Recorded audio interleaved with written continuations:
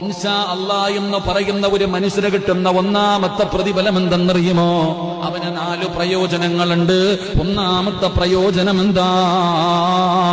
അള്ളാഹുവിന്റെ പ്രവാചകൻ സല്ലല്ലാഹു അലൈഹി വസല്ലമ തങ്ങൾ പറയുന്നു, അള്ളാഹുവിന്റെ കൽപ്പന അനുസരിച്ചതിനുള്ള പ്രതിഫലം കിട്ടും. ഇൻഷാ അല്ലാഹ് പറഞ്ഞാ കിട്ടുന്ന രണ്ടാമത്തെ പ്രതിഫലം മഹാനായ നബി മുഹമ്മദ് മുസ്തഫ സല്ലല്ലാഹു അലൈഹി വസല്ലമ തങ്ങൾ പറയുന്നു, അവന്റെ കാര്യം അള്ളാഹു എളുപ്പമാക്കി കൊടുക്കുമെന്ന് ആദരവായ പ്രവാചകൻ നബി മുഹമ്മദ് മുസ്തഫ.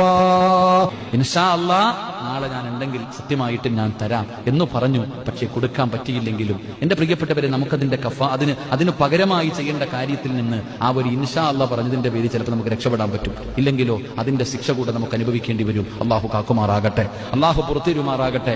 4, അവൻ എന്താണോ ചെയ്യാൻ ഉദ്ദേശിച്ചത് അതിൽ അള്ളാഹു ബർക്കത്ത് ചെയ്യും.